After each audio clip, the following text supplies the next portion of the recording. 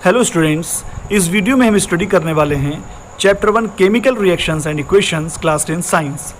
इसमें हम एनसीईआरटी से लाइन टू लाइन इस चैप्टर को स्टडी करेंगे, क्योंकि जो भी क्वेश्चन पेपर सेट होता है उसमें ज़्यादातर क्वेश्चंस एनसीईआरटी से ही डाले जाते हैं। तो इसमें हम देखते हैं कि सबसे पहले कुछ डेली लाइफ एग्जाम्पल गिवन है। जैसे मिल्क को अगर हम रूम टेम्परेचर पर ख़ास तौर से समर्स के मौसम में यानी गर्मी के मौसम में रख दें तो क्या होता है, तो हमारा मिल्क ख़राब हो जाता है। ऐसे ही आयरन की कोई चीज़ अगर ह्यूमिड एटमॉस्फेयर में एक्सपोज कर दें, ख़ास तौर से बारिश के मौसम में जो है एटमॉस्फेयर काफ़ी ह्यूमिड होता है, क्योंकि काफ़ी उसमें हवा में पानी मौजूद होता है, तो आयरन में जो है रस्टिंग लग जाती है यानी जंग लग जाती है।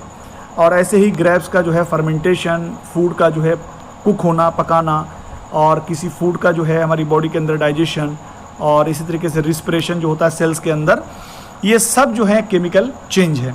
6th और 7th क्लास में आप पढ़ चुके होंगे कि केमिकल चेंज उस चेंज को कहते हैं जिसमें कोई न्यू सब्सटेंस फॉर्म होता है, यानी कि जो सब्सटेंसेस हम ले रहे होते हैं उससे एक नया प्रोडक्ट अगर हमारा फॉर्म हो जाए और जिसको हम रिवर्स ना कर सकें सिंपल फिजिकल मेथड से। यानी कहने का मतलब ये है कि जो सब्सटेंसेस आपने ओरिजिनली लिए थे उन ओरिजिनली जो है सब्सटेंसेस को सिंपल फिजिकल मेथड से दोबारा प्राप्त ना कर सकें, हासिल ना कर सकें, तो ये एक तरह का केमिकल चेंज होता है। यहाँ पर कुछ एक्टिविटीज़ गिवन है। सबसे पहली एक्टिविटी यहाँ पर हम देखते हैं, यहाँ पर जो है हम जिंक मैग्नीशियम रिबन को लेते हैं। मैग्नीशियम रिबन को क्लीन कर देते हैं हम सैंड पेपर से। इसलिए करते हैं हम ऐसा क्योंकि मैग्नीशियम जो है वो ऑक्सीजन के साथ रिएक्ट करके एक थिन फिल्म जो है प्रिपेयर कर लेती है, एक पतली सी लेयर बना लेती है जो ऑक्सीजन के साथ फर्दर रिएक्शन होने से रोकती है। तो इसीलिए मैग्नीशियम रिबन को हम सैंड पेपर से क्लीन कर देते हैं। उसके बाद फिर हम बर्नर से इसको जो है बर्न करते हैं। तो आप देखते हैं कि यहाँ पर एक हमको ऐश मिलती है, राख मिलती है, जिसको हम चाइना डिश में कलेक्ट कर लेते हैं। तो ये ऐश जो है वो एक्चुअली में मैग्नीशियम ऑक्साइड होती है, जिसमें मैग्नीशियम जो है वो ऑक्सीजन के साथ रिएक्ट करके एक नया प्रोडक्ट यानी मैग्नीशियम ऑक्साइड फॉर्म कर लेता है। यानी मैग्नीशियम जो है वो ऑक्सीजन के साथ रिएक्ट करके मैग्नीशियम ऑक्साइड बनाता है। तो ये एक तरह का केमिकल चेंज है। इसी तरीके से कुछ और एक्टिविटी यहाँ पर गिवन है। एक्टिविटी 1.2, इसके बारे में हम आगे पढ़ेंगे क्योंकि इसके बारे में थोड़ा डिटेल में आगे दिया हुआ है, जिसमें लेड नाइट्रेट सोल्यूशन जो है उसको टेस्ट ट्यूब में लेते हैं और इसको पोटेशियम आयोडाइड सोल्यूशन के साथ हम मिलाते हैं। तो यहाँ पर क्या ऑब्जर्व करते हैं ये हम आगे पढ़ेंगे। जितने भी फार्मूले हैं जो सब्सटेंसेस मैं अभी बता रहा हूँ, इन सभी फार्मूले को किस तरीके से हम बना सकते हैं और किस तरीके से समझ सकते हैं कि कैसे ये फार्मूले बने हैं, इसके लिए मैं आपको आयंस के बारे में बता दूंगा। ये एक्चुअली में यहाँ पर ये सारे आयनिक कंपाउंड हैं, तो मैं इसके लिए जो है आगे आपको 2 या 4 मिनट में इसके बारे में एक्सप्लेन कर दूंगा, ताकि आपको अच्छे से समझ में आ सके कि ये फार्मूले किस तरीके से जो है आप समझ सकते हैं और कैसे ये बनते हैं। तो एक तीसरी एक्टिविटी यहाँ पर गिवन है, जिसमें हम जिंक ग्रैन्यूल्स यानी कि जिंक के छोटे छोटे टुकड़े लेते हैं कोनिकल फ्लास्क में, और उसके अंदर जो है हम sulphuric acid, dilute sulphuric acid या हम डाइल्यूट हाइड्रोक्लोरिक एसिड भी ले सकते हैं। तो यहाँ पर आप देखेंगे कि जिंक ग्रैन्यूल्स के जो है आसपास आपको बबल्स दिखाई देंगे, जो एक्चुअली में हाइड्रोजन गैस होती है। क्योंकि जिंक जो है वो हाइड्रोजन से ज़्यादा रिएक्टिव होती है, तो इसीलिए जो भी मेटल्स हाइड्रोजन से ज़्यादा रिएक्टिव होती हैं वो उनके एसिड से जो है हाइड्रोजन को रिप्लेस कर देती हैं। इसकी एक एक्टिविटी सीरीज गिवन है जो कि मेटल्स एंड नॉन मेटल्स में गिवन है, वहाँ से आप देख सकते हैं, और मैं भी जब उस चैप्टर को एक्सप्लेन करूँगा तो आपको समझा दूंगा। तो यहाँ पर जो है हाइड्रोजन सल्फेट यानी सल्फ्यूरिक एसिड में से हाइड्रोजन को रिप्लेस करके जिंक जो है हाइड्रोजन को रिप्लेस कर देता है और जिंक सल्फेट फॉर्म कर लेता है। तो यहाँ पर कुछ पॉइंट्स गिवन हैं कि केमिकल रिएक्शन के दौरान क्या होता है, यानी केमिकल चेंज के दौरान क्या होता है। तो स्टेट चेंज हो सकती है, यानी सॉलिड से लिक्विड, लिक्विड से गैस बन सकता है। इसी तरीके से कलर चेंज हो सकती है, गैस इवॉल्व हो सकती है, और टेम्परेचर में चेंज हो सकता है, स्मेल निकल सकती है, लाइट निकल सकती है, हीट निकल सकती है। ये सब चीज़ें जो हैं केमिकल चेंज के सिम्टम हैं। अब हम बात करते हैं केमिकल इक्वेशंस की। तो यहाँ पर केमिकल इक्वेशन जो है, इसका मतलब ये है कि जो भी हमारी सब्सटेंसेस इसमें पार्टिसिपेट कर रहे हैं और उससे जो न्यू सब्सटेंस फॉर्म हो रहा है, तो उनको हम एक इक्वेशन में लिखते हैं। जो सब्सटेंसेस हमारे पार्टिसिपेट करते हैं और रिएक्ट करते हैं उनको हम रिएक्टेंट्स कहते हैं, और जिनसे न्यू सब्सटेंस फॉर्म होता है उसको हम प्रोडक्ट कहते हैं। अगर रिएक्टेंट्स एक से ज़्यादा हैं तो उनके बीच में प्लस साइन लगा सकते हैं। इसी तरीके से अगर प्रोडक्ट भी एक से ज़्यादा है तो उनके बीच में भी प्लस साइन लगाते हैं। अब अगर हम बात करें केमिकल इक्वेशन के राइटिंग की, लिखने की, तो बेसिकली जो केमिकल इक्वेशन है उनको जो है लिखा जाता है उनके फार्मूले से। जैसे यहाँ पर जो हमने मैग्नीशियम और रिबन वाली जो एक्टिविटी की थी, तो वहाँ पर देख सकते हैं मैग्नीशियम का जो फार्मूला होता है वो Mg होता है, जबकि ऑक्सीजन का जो फार्मूला होता है वो हमारा O2 होता है। यानी कि ऑक्सीजन जो एलिमेंट है उसमें दो एटम आपस में मिलके ऑक्सीजन का एक मॉलिक्यूल फॉर्म करते हैं, और ये एक तरह का कोवेलेंट कंपाउंड होता है। यानी ऑक्सीजन के बाहर दो दो इलेक्ट्रॉन जो हैं वो आपस में एक दूसरे के साथ डबल बॉन्ड बनाते हैं, यानी कि कोवेलेंट कंपाउंड फॉर्म करते हैं, और उसके बाद हमारा मैग्नीशियम ऑक्साइड प्रोडक्ट फॉर्म होता है। अगर हम बात करें बैलेंस्ड केमिकल इक्वेशन की, तो किसी भी इक्वेशन का बैलेंस्ड होना ज़रूरी है, और बैलेंस्ड केमिकल इक्वेशन में जो भी एलिमेंट्स हमारे रिएक्टेंट्स के अंदर और प्रोडक्ट के अंदर हैं उन सभी के एटम्स दोनों तरफ बराबर होने चाहिए, तभी उस इक्वेशन को बैलेंस माना जाएगा, अदरवाइज उसको बैलेंस नहीं माना जाएगा।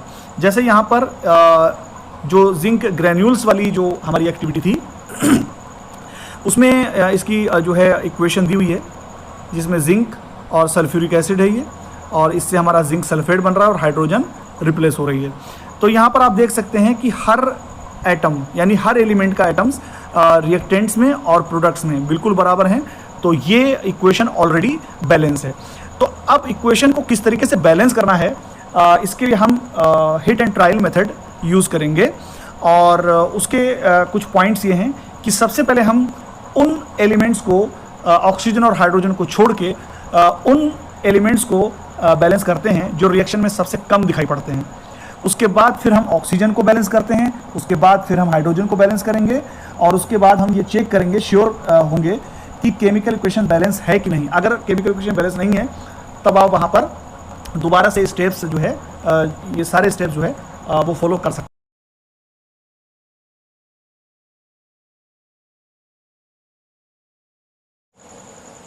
जैसे यहाँ पर एक एग्जाम्पल लेते हैं, Fe plus H2O Fe3O4 plus hydrogen. तो ये इक्वेशन अभी बैलेंस नहीं है, क्योंकि यहाँ पर ये रिएक्टेंट्स हैं, तो रिएक्टेंट्स में जो है आयरन का जो एटम है वो 1 है, जबकि प्रोडक्ट में आयरन के 3 एटम्स हैं, और ऐसे ही हाइड्रोजन के 2 एटम हैं, इधर हाइड्रोजन के 2 एटम हैं, तो ये तो बैलेंस है। ऑक्सीजन का 1 एटम है और इधर ऑक्सीजन के 4 एटम हैं। तो इसका तरीका ये है कि सबसे पहले 3 कॉलम बनाएंगे। पहले कॉलम में हम लिखेंगे एलिमेंट, यानी जो भी हमारे एलिमेंट गिवन है, उसके बाद फिर हम नंबर ऑफ एटम्स देखेंगे, नंबर ऑफ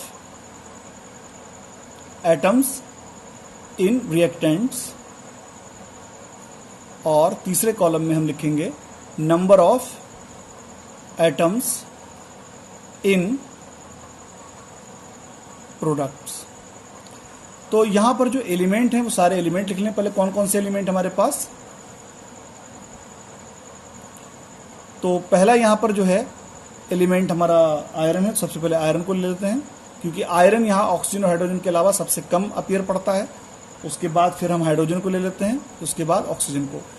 तो यहाँ पर अगर हम एलिमेंट रिएक्टेंट्स में देखें तो आयरन हमारे पास 1 है, जबकि प्रोडक्ट में हमारे पास ये 3 है। तो यहाँ पर अगर हम रिएक्टेंट्स में यहाँ पर अगर 3 से मल्टीप्लाई कर दें, यानी यहाँ पर 3 से मल्टीप्लाई कर दें, तो हमारा आयरन जो है यहाँ पर बैलेंस हो चुका है। उसके बाद हम देखते हैं यहाँ पर ऑक्सीजन को, कि ऑक्सीजन के हमारे पास कितने हैं। तो यहाँ पर दूसरा फिर ऑक्सीजन को हम बैलेंस करेंगे। तो ऑक्सीजन के रिएक्टेंट्स में जो है वो 1 एटम है, जबकि प्रोडक्ट में ये 4 हैं। तो यहाँ पर अगर हम 4 से मल्टीप्लाई कर दें तो रिएक्टेंट्स में, तो ये हमारा ऑक्सीजन भी हमारा बैलेंस हो गया है। तो इधर भी 4 ऑक्सीजन है, तो इधर भी 4 ऑक्सीजन है। अब अगर हम देख लें हाइड्रोजन को, तो यहाँ पर हमारा जो रिएक्टेंट्स हैं, रिएक्टेंट्स में हमारे पास हाइड्रोजन 4 2 8 हैं, और जबकि प्रोडक्ट में जो है हाइड्रोजन 2 है। तो यहाँ पर हम 4 से मल्टीप्लाई कर दें तो ये हमारा बैलेंस हो चुका है। तो इस तरीके से आप जो है किसी भी इक्वेशन को, केमिकल इक्वेशन को बैलेंस कर सकते हैं। तो आप प्रैक्टिस करिए, आपको ये समझ में आ गया होगा। अगर आप प्रैक्टिस करेंगे तो आपको और अच्छे से समझ में आ जाएगा और आप इस तरह से केमिकल इक्वेशंस को बैलेंस कर सकते हैं। अब अगर हम केमिकल इक्वेशन के बारे में और ज़्यादा डिटेल्ड इन्फॉर्मेशन हासिल करना चाहते हैं तो अगर हम फिजिकल स्टेट भी लिख दें जो भी हमारे रिएक्टेंट्स एंड प्रोडक्ट्स हैं तो हमें उस केमिकल रिएक्शन के बारे में ज़्यादा जानकारी मिल जाती है। जैसे यहाँ पर आयरन जो है हमारा इसी रिएक्शन में जो अभी हमने बैलेंस की है, इसमें आयरन हमारा जो है इसके आगे हमने S लिख दिया, यानी आयरन सॉलिड स्टेट में है, जबकि वाटर जो है वो गैसियस स्टेट में है। इसका मतलब ये है कि वाटर यहाँ पर स्टीम फॉर्म में है। ऐसे ही Fe3O4 जो है वो हमारा सॉलिड फॉर्म में है, जबकि हाइड्रोजन गैसियस फॉर्म में है। इसी तरीके से और ज़्यादा जो है इन्फॉर्मेशन, आपको और ज़्यादा इन्फॉर्मेशन मिल सकती है किसी केमिकल इक्वेशन के बारे में, रिएक्शन के बारे में, अगर हम रिएक्शन की कंडीशन जो है रिफ़र कर दें, जैसे टेम्परेचर, प्रेशर, कैटालिस्ट। कैटालिस्ट वो सब्सटेंसेस होते हैं जो किसी रिएक्शन को जो है घटा बढ़ा देते हैं, लेकिन वो पार्टिसिपेट नहीं करते हैं। तो यहाँ पर जैसे आप देख सकते हैं कि जैसे कार्बन मोनोऑक्साइड हाइड्रोजन के साथ रिएक्ट करती है 340 एटमॉस्फेयर पर। 340 एटमॉस्फेयर जो है वो प्रेशर है, जो हवा का दबाव होता है, यानी जो एटमॉस्फेयर का प्रेशर है हमारा 1 एटमॉस्फेयर है प्रेशर होता है, तो उससे 340 गुना ज़्यादा एटमॉस्फेरिक प्रेशर अगर ले लें तो ये रिएक्शन होती है जिसमें हमारा मेथिल अल्कोहल CH3OH फॉर्म होता है। ऐसे ही जो फोटोसिंथेसिस रिएक्शन जो होती है उसमें कार्बन डाइऑक्साइड और वाटर ये सनलाइट की प्रेजेंस में हो रही है क्लोरोफिल में, तो यहाँ पर जो है हमारे ग्लूकोज वगैरह फॉर्म हो रहे हैं। तो इससे आप देख सकते हैं कि यहाँ पर यह कंडीशन गिवन है कि किस कंडीशन में ये रिएक्शन हो रही है, तो उससे हमें ज़्यादा जानकारी मिलती है। क्वेश्चंस के लिए मैं एक अलग से वीडियो बनाऊंगा जिसमें सारे इंटेक्स क्वेश्चन और एक्सरसाइज क्वेश्चन आपको समझाऊंगा। अब बात करते हैं हम टाइप्स ऑफ केमिकल रिएक्शन की। तो सबसे पहले जो इसमें हमारी रिएक्शन है वो है हमारी कॉम्बिनेशन रिएक्शन। जैसा कि नाम से आपको पता चलता होगा कि कॉम्बिनेशन मतलब कंबाइन होना यानी जुड़ना।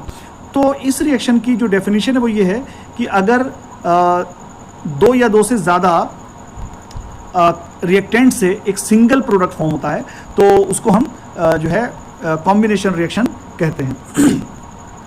जैसे यहाँ पर एक रिएक्शन गिवन है, एक्टिविटी गिवन है कि स्मॉल अमाउंट जो है कैल्शियम ऑक्साइड का ले लें या क्विक लाइम जिसको हम चूना कहते हैं, फिर इसमें स्लोली जो है पानी को ऐड करें और उसके बाद टच करें बीकर को।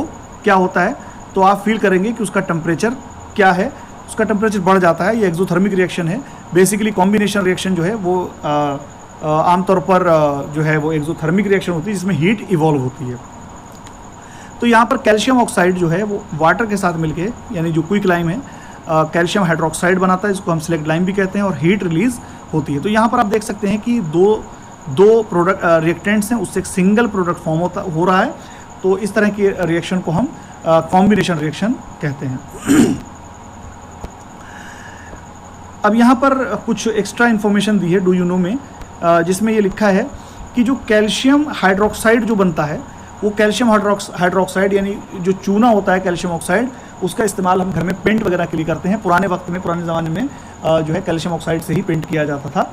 तो ये जो कैल्शियम ऑक्साइड जो है ये कैल्शियम हाइड्रोक्साइड में जो है पानी के साथ वाटर के साथ रिएक्ट करके ये कैल्शियम हाइड्रोक्साइड बनाता है, और धीरे धीरे करके जब इससे हम पेंट करते थे तो ये एटमॉस्फेयर की कार्बन डाइऑक्साइड को जो है एब्जॉर्ब करके कैल्शियम कार्बोनेट फॉर्म कर लेता है। ये कैल्शियम कार्बोनेट एक्चुअली में जो हमारा मार्बल होता है उसका फार्मूला, और जो हम जो पेंट करते हैं कैल्शियम हाइड्रोक्साइड के बाद और कार्बन डाइऑक्साइड रिलीज करने के बाद जो हमारा कैल्शियम कार्बोनेट बनता है, तो ये फार्मूला और मार्बल का फार्मूला सेम होता है। यहाँ पर कुछ और जो है कॉम्बिनेशन रिएक्शन गिवन है, उसके बारे में भी हम देख लेते हैं। कार्बन यानी बर्निंग ऑफ कोल। कोल में बेसिकली कार्बन होता है, तो ये ऑक्सीजन की तरह रिएक्ट करके कार्बन डाइऑक्साइड फॉर्म करता है। ये भी एक तरह की कॉम्बिनेशन रिएक्शन है। इसी तरीके से वाटर का फॉर्मेशन हाइड्रोजन और ऑक्सीजन के द्वारा, ये भी एक तरह की जो है कॉम्बिनेशन रिएक्शन है। यहाँ पर यह है कि एक जो एक्टिविटी 1.4 थी, तो we also observe that a large amount of heat is evolved, यानी कैल्शियम ऑक्साइड जब वाटर के साथ रिएक्ट करता है तो काफ़ी हीट निकलती है। तो ये रिएक्शन जो है जहाँ पर हीट रिलीज़ की जाती है उनको हम एक्सोथर्मिक केमिकल रिएक्शन कहते हैं। तो यहाँ पर कुछ और भी एक्सोथर्मिक रिएक्शन गिवन है, जैसे कि मीथेन गैस को जब हम ऑक्सीजन के साथ जलाते हैं तो कार्बन डाइऑक्साइड और वाटर बनता है और साथ में हीट निकलती है, तो ये भी एक तरह की जो है एक्सोथर्मिक रिएक्शन है। जैसे मैंने बताया कॉम्बिनेशन रिएक्शन जो है बेसिकली वो एक्सोथर्मिक रिएक्शन होती हैं।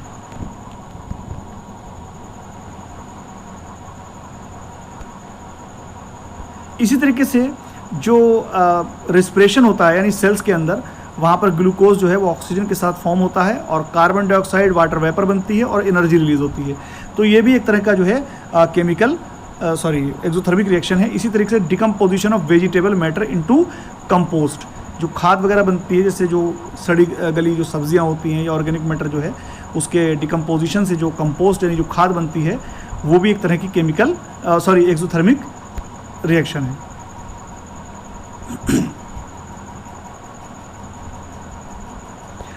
अब बात करते हैं हम डिकम्पोजिशन रिएक्शन की।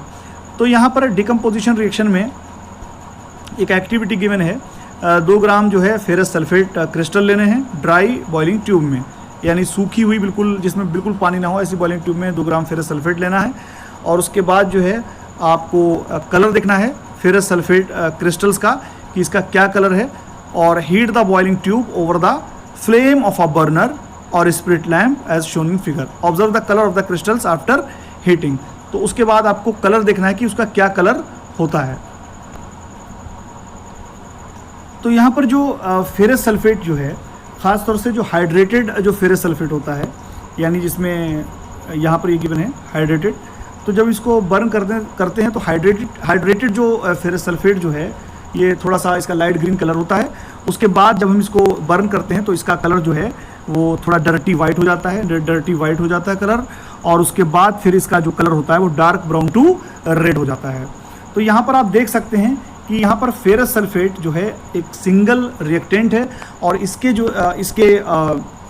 जो है डिकम्पोज होने पर कई प्रोडक्ट फॉर्म हो रहे हैं। तो एक सब्सटेंस से जब कई सब्सटेंसेस फॉर्म होते हैं तो इस तरह की जो रिएक्शन है उनको हम कहते हैं डिकम्पोजिशन रिएक्शन। तो ये एक तरह की डिकम्पोजिशन रिएक्शन है। ऐसे ही जो कैल्शियम कार्बोनेट जो होता है, अगर कैल्शियम कार्बोनेट को CaCO3 को अगर हम हीट करें तो हमारा क्विकलाइम यानी चूना बनता है और कार्बन डाइऑक्साइड। तो यहाँ पर भी आप देख सकते हैं कि एक सिंगल सब्सटेंस से आपको 2 प्रोडक्ट फॉर्म हो रहे हैं। तो ये भी एक तरह का जो है डिकम्पोजिशन रिएक्शन है। एक्टिविटी 1.6 में हम देखें, इसमें गिवन है 2 ग्राम लेड नाइट्रेट पाउडर ले लें बॉइलिंग ट्यूब के अंदर, और उसके बाद फिर उसको हम बर्नर से गर्म करें तो क्या होता है। तो आप ऑब्जर्व करेंगे कि ब्राउन फ्यूम्स यानी ब्राउन कलर का जो फ्यूम्स या धुआं जैसा जो है आपको निकलता दिखाई देगा। ये फ्यूम्स जो होता है वो एक्चुअली में नाइट्रोजन डाई ऑक्साइड होता है। और ये जो रिएक्शन जो होता है किस तरीके से होती है वो आप समझ लें। यहाँ पर गिवन है, ये लेड नाइट्रेट है, PbNO3 का होल ट्वाइस। अभी मैं आपको आयंस के बारे में बताऊंगा इसके बाद, तो आपको ये सारे फार्मूले समझ में आ जाएंगे कि किस तरीके से फार्मूले फॉर्म होते हैं। तो जब आप इसको हीट करते हैं तो एक सिंगल सब्सटेंस से आपको लेड ऑक्साइड मिल रहा है और नाइट्रोजन डाइऑक्साइड और ऑक्सीजन मिल रही है, यानी कि एक सिंगल सब्सटेंस से आपको 3 प्रोडक्ट फॉर्म हो रहे हैं, यानी 3 सब्सटेंस मिल रहे हैं। तो ये एक तरह की जो है डिकम्पोजिशन रिएक्शन है। ऐसे ही यहाँ पर एक और एक्टिविटी गिवन है, इस एक्टिविटी को आप देख लीजिए। इसमें जो है हम एक प्लास्टिक मग लेंगे और 2 कार्बन रॉड ले लेंगे जो कि सेल के अंदर से निकाल सकते हैं, और इस मग के अंदर 2 होल करके और इसमें जो है हम इलेक्ट्रोड लगा देंगे और उसको 6 वोल्ट बैटरी से जोड़ देंगे। उसके बाद इसके अंदर वाटर ले लेंगे और इसमें थोड़ा सा हम जो है एसिड ले लेंगे, बेसिकली डाइल्यूट सल्फ्यूरिक एसिड इसके अंदर डाल देंगे इस वाटर के अंदर। और जब हम इसको स्विच ऑन करेंगे तब आप देखेंगे कि, और इसके ऊपर जो है 2 इन्वर्टेड जो है टेस्ट ट्यूब डाल देंगे, इलेक्ट्रोड्स के ऊपर उल्टा करके लगा देंगे। तो जब आप स्विच ऑन करेंगे तब आप देखेंगे कि आपको बबल्स दिखाई देंगे इलेक्ट्रोड के ऊपर। थोड़ी देर के बाद ये जो यहाँ पर जो है कुछ गैसेस जो हैं बनना फॉर्म हो जाएंगी और ये वाटर को रिप्लेस करेंगी डाउनवर्ड। लेकिन आप ये देखेंगे कि जहाँ पर जो आपका जो कैथोड जो होगा, यानी कि जो आपका नेगेटिव वाला जो टर्मिनल है, वहाँ पर आप देखेंगे कि ज़्यादा क्वांटिटी में गैस बनेगी, और जबकि एनोड यानी पॉजिटिव वाले जो कैथोड होगा, यानी कि जो इलेक्ट्रोड पॉजिटिव टर्मिनल से जुड़ा है उसको हम एनोड कहते हैं, और जो इलेक्ट्रोड नेगेटिव से जुड़ा है उसको हम कैथोड कहते हैं। तो कैथोड पर आपको हाइड्रोजन मिलेगी, एनोड पर आपको जो है ऑक्सीजन मिलेगी। तो हाइड्रोजन जो है वो ज़्यादा क्वांटिटी में मिलती है। तो उसकी वजह ये होती है कि जैसे यहाँ पर आप देख लें कि अगर H2O को हम डिकम्पोज करें या इलेक्ट्रोलिसिस का करें तो यहाँ पर आपको हाइड्रोजन मिलेगी और इधर ऑक्सीजन मिल जाएगी। लेकिन इसको अगर बैलेंस करना हो तो यहाँ पर हमें 2 मॉलिक्यूल लेने पड़ेंगे वाटर के। तो इधर हमें 2 टाइम्स करना पड़ेगा। तो 2 हाइड्रोजन के 2 मॉलिक्यूल और ऑक्सीजन का 1 मॉलिक्यूल फॉर्म होता है वाटर के 2 मॉलिक्यूल के साथ। तो एक्चुअली में 2 वाटर के मॉलिक्यूल जो है डिसोसिएट होते हैं, डिकम्पोज होते हैं, जिसमें 2 मॉलिक्यूल हाइड्रोजन के मिलते हैं और 1 मॉलिक्यूल ऑक्सीजन का मिलता है। तो ये भी एक तरह की जो है डिकम्पोजिशन रिएक्शन है। एक और एक्टिविटी यहाँ पर गिवन है जिसमें 2 ग्राम सिल्वर क्लोराइड ले लें चाइना डिश में, इसका क्या कलर है, और place this China dish in sunlight, और सनलाइट में इसको रखें और इसके कलर को ऑब्जर्व करें। तो यहाँ पर इसका गिवन भी है, इसका आंसर ही है यहाँ पर गिवन है कि आप देखेंगे कि जो सिल्वर क्लोराइड है वो वाइट कलर का होगा, इसका कलर सनलाइट में ग्रे हो जाएगा।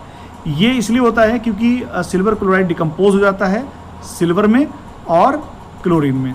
तो सिल्वर जो होगा वो आपका थोड़ा ग्रे कलर का होगा, और सिल्वर क्लोराइड जो है वो थोड़ा वाइट कलर का, आई एम सॉरी मैंने गलत बोल दिया, सिल्वर क्लोराइड जो है वो ग्रे कलर का होता है, और उसके बाद जो सिल्वर बनेगा वो वाइट कलर का हो जाएगा और क्लोरीन गैस मिल जाएगी आपको। इसी तरीके की रिएक्शन जो है वो सिल्वर ब्रोमाइड के साथ भी होती है जब इसको आप सनलाइट में रखते हैं। तो यहाँ पर सिल्वर और ब्रोमीन गैस आपको मिल जाएगी।